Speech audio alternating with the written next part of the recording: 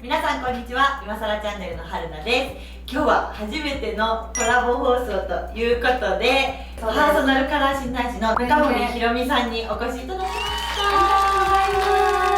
た。ということで、今日は、今更なんですけど、パーソナルカラー診断って何っていうのを、プロの方に来ていただいて、というか私がちょっと来させていただいたんですけどはい、お話ししていただきたいなというふうに思っております。はい、で、まずね、この関係性というか、関係性というか、私の推しです。推しなんですけど、そう、ひろみさんがそのパーソナルカラーのことをインスタグラムで発信されてるのを私は最初に知って、で、この人めっちゃ可愛いとか、めっちゃ素敵って思ってその投稿を見てたんですよ。で、大阪に来てから、大阪でそのサロンをやってらっしゃるって知って、これはと思って、そう、なんと予約がですね、5分経たないうちに埋まっちゃうぐらい人気なんですよ。なので私リマインドかけてトイレめっちゃ覚えてる、トイレの中でやばい急げみたいな感じで予約してそう診断をさせてもらったのがもうあれですよね、3年ぐらい前、結構前にここに来て診断をしてもらって、私はその後でご紹介いただくんですけど、自分がパーソナルカラーのウィンターっていうのって診断してもらって、今まで自分が使ってたお化粧品とかお洋服とか、あと髪の色とかももう全然違かったんですよ。だからそれで自分に合うものを使い始めて、すごくもうみんなからこう褒めてもらえることも増えたし、自分も自分に自信が持てるようになって、すごく毎日ハッピーになったんですよ。人生変わったって本当に言ってるんですけど、というのがあるので、皆さんも結構私パーソナルカラーのことを動画の中でお話ししてて、興味持ってコメントくださる方も多いので、嬉しいです。今日こんな企画をさせていただくことになりました。何でも質問してください。ありがとうございます。かわいい可愛すぎて推しが横にいるっていうのがやばい恥ずかしいです。それでは動画スタート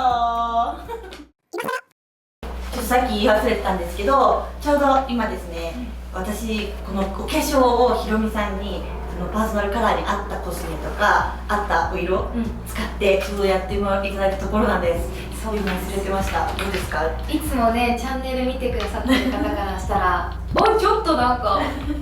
いいんじゃないみたいな思ってもらえてるとすごく嬉しいですね。そうなんです。そのお化粧の様子はひろみさんのチャンネルの方で、またよかったら見てみてください。ということで、今日は前編ではそのパーソナルカラーのことをお話聞かせていただいて、後編で実際にですね、どういうふうに診断するのかっていうのをやっていただきます。ではまず、すみません、自己紹介がちょっと前置き長くなっちゃったけど。全然です。皆さんからしたら誰っていう感じだと思うので、改めてご紹介させていただけたらと思うんですけど、大阪でパーソナルカラー診断をしております、パンデイズの中森ひろみと申します。よろしくお願いしますで、ここからは皆さんからしたら、パーソナルカラーって何ぞやってたと思ってる方が多いと思うので、パーソナルカラーのお話もさせていただけたらなと思うんですけど、パーソナルカラーっていうのはパッと見で判断してこの人が黄色とかオレンジとかっていうふうに判断してるわけではなくって、アメリカ発祥の理論を元に分析をしていきます。で、具体的に何を見ていくのかっていうと、まず瞳の色とか、お肌の色味とか、髪の色素なんかを元に判断分析していきながら、最終的にこの後半で YouTube のこの後半で、ご覧いただくようなドレーピングっていうものを最終的にして、判断していくっていうのがこのパーソナルカラー診断の、流れになっていって、分析する基準としてはその3つが大きく挙げられます。なのでこうパッと見で選んでるわけではないよっていうのはお伝えしたいですし、オーラでも何でもないです。そうなんですね。4時間ぐらいかけて診断していただいてるんですよ。本当にすっぴんでそのサロンに来て全部そう見てくださって、そう診断していただきました。なんかたまに血管の色がとかやったりするじゃないですか。それって関係あるんですか？ネットとか自己分析で書かれてることはすごく多いんですけど、カラーリストは多分そこを全く見ていなくて、多分画面の越しで見てくださってる方もやってほしいんですけど、普通に手を下ろしてもらってグーパーしたりとかすると普通に手の色って変わるんですよね。とか手を上げてもらってグーパーしても手の色が変わってきますので、血管の色も手の色も変わりやすかったりする分、ここでの判断っていうのは極めて厳しいというか正確じゃないところがあるので、そこだけでは判断はできない。そうですよね。はい、ありがとうございます。そもそもイエローとかブルーとか、その季節の例えとかをすると、例えじゃない、季節で説明すると思うんですけど、そこを教えていただいてもいいですか？そうですね、パーソナルカラーっていうのはざっくりピンクやオレンジ、赤とか単色で見るものじゃなくて、季節で分類されます。それが春、夏、秋、冬の4つに分かれるんですけど、まず大きく、イエローベース春、でイエローベース秋、いわゆるオータムとスプリング、でこっちがサマーとウィンターみたいな風になっていきます。でどういう原理かっていうと、こっちのイエローベースの方っていうのは絵の具の黄色を全体的にさーっと流し込んだかのような色になっていて、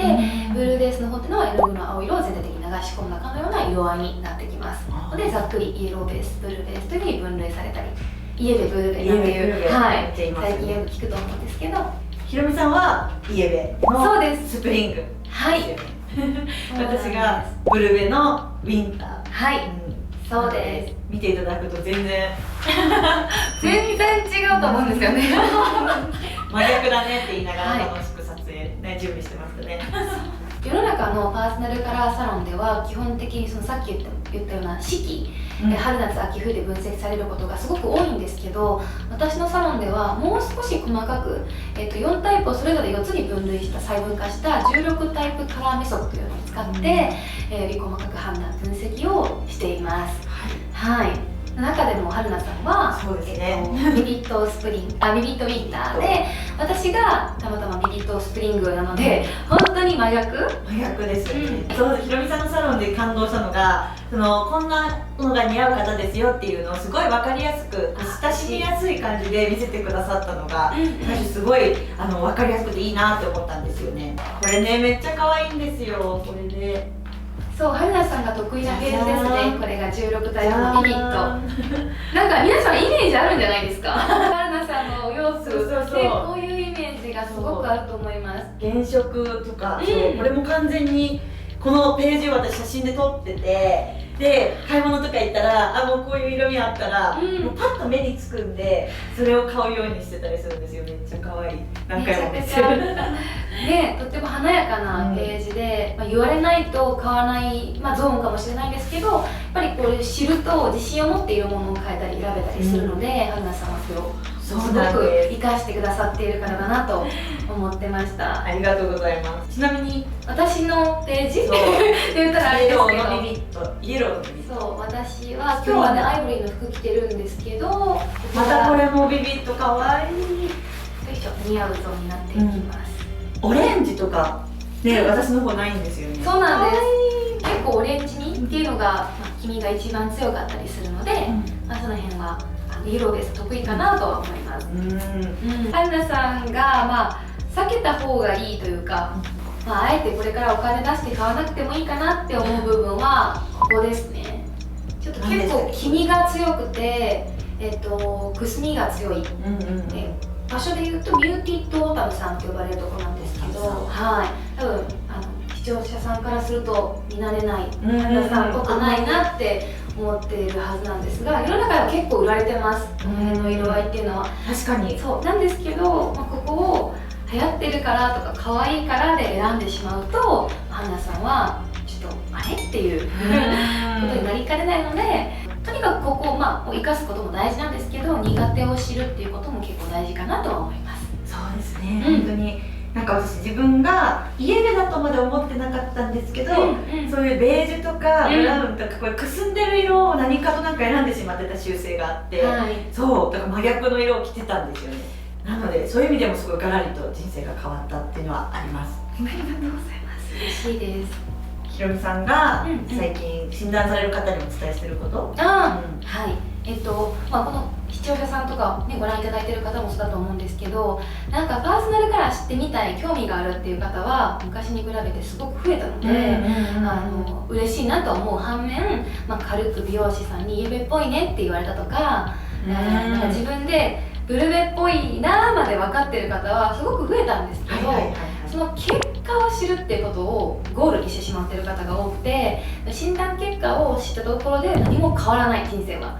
はい、春菜さんの場合はもう実証されてると思うんですけど、診断結果を知って受け入れて受け止めて行動して初めて垢抜けが起きてくるので、その過程を、しっかり大事にしてほしいな、受けて終わりにはしてほしくないなとは思ってます。そうですね、はい、本当にそれを思います。ひろみさんの診断を受けた後、すぐ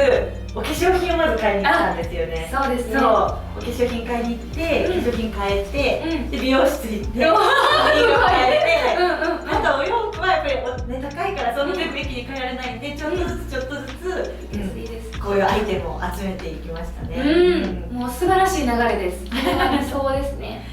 ぜひ皆さんにも診断でひろみさんに知ってみていただきたいって言いたいんですけど、そんなにねお忙しいから。いえいえ、ご縁のある方はきっとお会いできるかなとは思っているので、はい、インスタグラムを載せておくのでよかったらチェックしてみてください。はい、ということでじゃあちょっと実際に布ドレープを当ててみて、どんな風にその色の違いによって変わるのかっていうのを見ていただきたいなと思います。それでは続いてちょっと移動します。じゃあドレーピングしていきます。お願いします。はい。まずですね、これがサマーさんの明るいグリーンです。はい。で次ウィンターさんの濃いグリーン。で次にスプリングのピーターパンカラーにオータムさんの抹茶オレっていう感じです。全然違いますね。でも変わってますよ。ちゃんとやっぱ黄身のものを持ってきた時ってお顔も同時に少しだけ、黄身に引っ張られてるなっていう感じがあるし、くすみが強いものを持ってくるとちょっとねお顔周りにいろんな影みたいなものが少し生まれてると思うんですよ。以前ね診断させてもらってるので、ビビットさんなんですね。で彩度が高いこと、いわゆる鮮やかさが高いことが大事なので、春菜さんの場合は、なのでオータムのこのくすみのカラーっていうよりかは、まだスプリングのこのね、グリーンの方がお肌のツヤが綺麗に出てると思うんです。確かに目が白くなる。だいぶ変わりましたよね、この2倍で。なんかビビットさんってこのグリーンでいうと前半の3枚が得意なんですよ。で後半の最後のこのオータムがちょっとわって思っちゃうかもなんです。でこのスプリングの色もすごい綺麗だなと思ったんですけど、ここからねイエローベースからブルーベースに変わると、わかるかな、伝わってるかな黒目がね大きくなったり、フェイスラインがぐっと引き上がったり、より色白効果が際立ったりとかっていうのがあります。はい、わかります？肌が黄身が少しねなくなって白さが出たりとかで、そこにね明るさのこの牛乳を混ぜたようなサマーの色に変わっていくんですけど、ブルーベースさんがやっぱりとても得意なので、このサマーのカラーも非常に綺麗です。なのでこの4枚でいくと前半のこの2枚がとっても得意かなと思うんですけど、中でもやっぱり少しでもくすみがない方が春菜さんはやっぱ綺麗なので、ピーコッククリーンが一番綺麗かなと思います。確かにこれ、そっか、サマーさんのこの色と、さっきのスプリングさんの緑で言ったらやっぱサマーの方が綺麗選ぶならそうですよね。見ましょうか。スプリングのグリーンは肌は綺麗なんです。くすみがないカラーなので、お肌のツヤとかトーンアップとかくすみは全然ないんですけど、何かっていうと黄色い色にすごく引っ張られてるので黄くすみとか極みやすいかなと思うんです。それがサマーのものを持ってくると少し白さが出たりとか透明感が出たりすごい小顔効果もあったりするのでめちゃくちゃ綺麗です。これがグリーンでした。グリーンでした。すごい、確かにクマのなんか見え方が違いますよね。私ね、クマって呼んでないんですよ。影って呼んでます。影。素敵。影はね飛ばせます。そうか、似合う色だったらちゃんと影飛ばせるんだ。飛ばせるので、そんな悲しいこと思わないでください。じゃあね、青も見ていきます。結構ね、この青は見やすいんじゃないのかなと思っていて、これね、サマーさんの青なんですけど、牛乳混じりで結構柔らかくてミックスされてるカラーです。春菜さんからするとパキッとしたカラーが得意なので、少しフェイスラインがぼやっとしやすかったり、全体的なお顔の印象が薄い感じに見えてしまうかなと思うんですけどですよ、こっから得意なウィンターのカラーを持ってくるとぐっとお顔の白さが増したりとか、フェイスライン引き上がったりとかツヤ、しっかり出てます。やっぱ瞳に印象がぐっと、出ますね。なんかさっきのサマーともう一回比べましょうか。できますね。多分春菜さん自身が感じれるはず。目のわかります？大きさ、黒さとはっきり具合、ちょっとカラコン入れたみたいな感じになってますよね。確かに。はい。でここからスプリングの色ですね。ターコイズブルーです。でこれも彩度が高くてビビッドに近いので、春菜さんからしたら全然問題なさそうっていう風に見えるんですけど、さっきのグリーンと一緒でやっぱ君に引っ張られやすいかなって思うので、そこのところこのウィンターのカラーの方が白さ引き立つかなと、思います。黄身のカラー持ってくると顔が黄色く見える。そう、だからよくねお客様で私イエベなんですってバーッと来られる方いるんですけど、その方自分でオレンジの服着てオレンジのメイクして自分で黄ばませてる方が多い。いや私もそうですめっちゃブラウンとかベージュとかオレンジ黄色みたいなのばっかり着て。そうですよね。なんで、苦手な要素を少し離してあげて得意なものを持ってきてあげると、さっき言った疲れとかも飛んだりくすみも飛んだり白さも出たりってするので、ないですそんなものはい、でもこれもね似合ってる範囲の中ですね。彩度が高いので。次いきます。これスプリングからオータムに変わります。多分ね、春菜さん一番オータムが苦手な気がする。苦手な気がする。なんか深い色って大人っぽく落ち着いて見えるので、印象としてはなんか女性らしい感じとか、品みたいなのもあると思うんですけど、色味の範囲でいくとすごい黄身が強くてくすんでるっていうところがあんまり得意じゃないかなとは思います。そうなんです、確かに。印象はいいと思うんですよ。その落ち着いてる、あまりにポップすぎない感じのところはいいかなと思うんですけど、ちょっと疲れて見えやすいです。テーピングしてると影がそうだいぶ違うと思います。なので私の中で言うとこのちょっと一番春菜さんって苦手であるオータムと一番得意なウィンター見比べたいと思います。いきますね。こんな感じ。違う本当に肌の色がね変わりますね。もうなんかこれで十分ベースメイクしたぐらいのトーンアップはしてると思うんですけど、こっちの場合はメイクしてあげんとって多分なります。私はな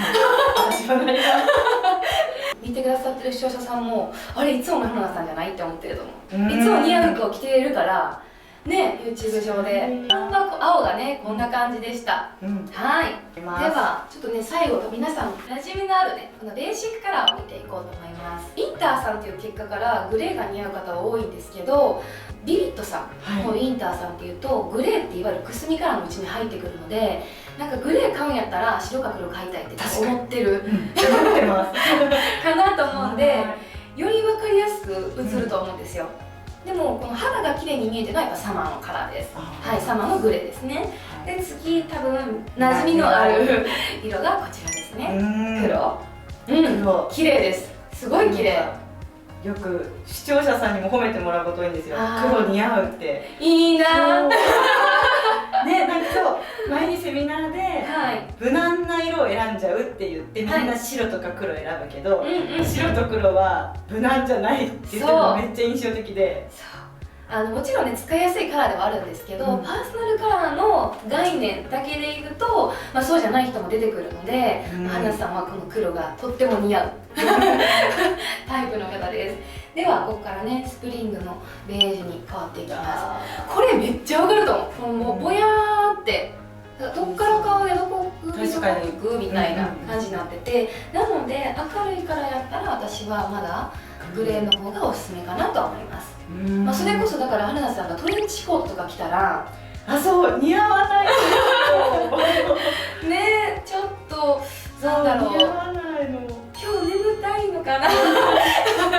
て感じに見えやすいかなと思うので、どちらかというと、ブラウンみの方が深さがある方がやっぱりウィンターさんにとっては得意だし、このブラウンはくすみもないので非常に綺麗に映ってるかなと思います。一番難しいなと思うのがこのベージュ。真逆ですよ。シミとかがよく見える気がする。そうなので黒、よいしょ、もう一回いきますね。黒を持ってきてあげた方が一番綺麗かなと思います。つまり何度も診断しましたがやっぱウィンターさんでした。ウィンターでしたありがとうございます。はい、ということで初のコラボでしたがいかがでしたでしょうか。楽しかった。いや一瞬でした本当にこんなもうミジンコぐらいしか喋らないでめっちゃもっとお話ししたい。また機会があったらぜひぜひはいお願いします。はい、ということでひろみさんの YouTube チャンネル概要に貼ってますのでぜひチャンネル登録よろしくお願いします。あとはパーソナルカラー診断気になった方はインスタグラムの方も URL 貼っておくのでぜひチェックしてみてください。はい、それでは本日も最後まで見てくださってありがとうございました。また次の動画でお会いしましょう。ありがとうございました。ありがとうございます